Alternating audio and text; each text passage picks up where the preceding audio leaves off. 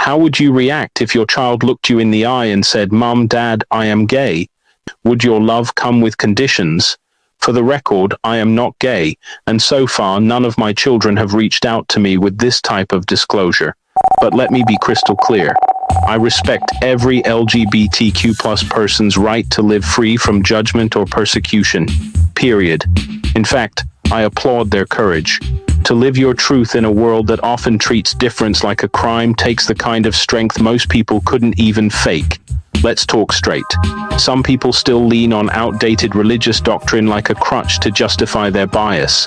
But here's the irony. The very king who commissioned the King James version of the Bible, King James VI of Scotland and the First of England, was widely known to have had romantic relationships with men. Did you know that King James's personal favorites included men such as Robert Carr and George Villiers?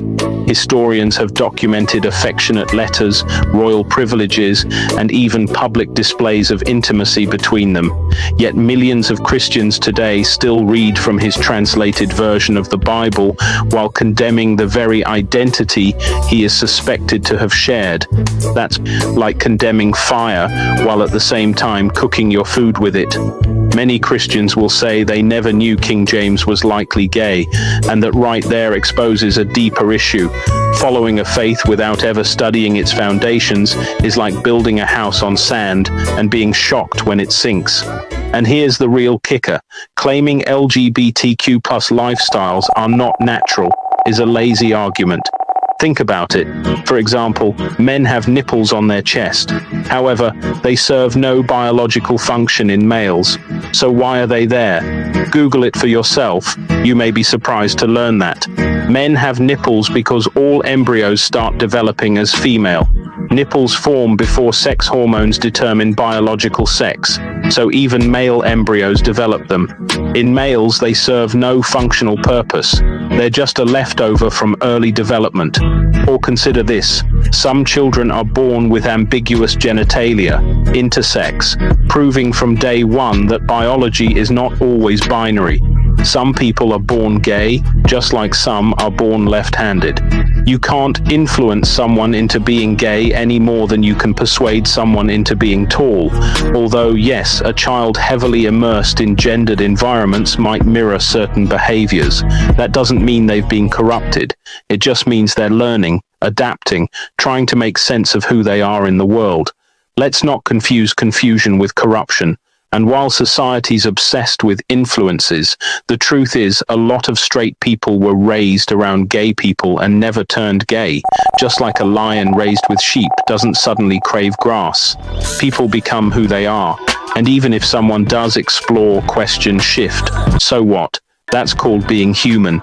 Now let's bring this closer to home, because if it's your child, the conversation hits different. So how should parents respond when the child they love doesn't fit society's mold? To parents raising LGBTQ plus children, create a safe space.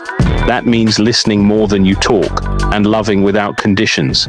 Don't try to fix what isn't broken. Your child's identity is not a flaw, it's a feature. Equip them with confidence, not shame.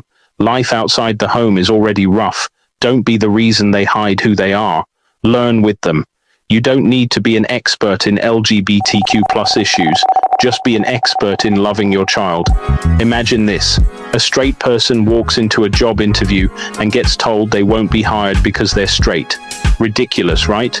That's exactly how LGBTQ plus people feel every day when they face discrimination for who they are, not what they do.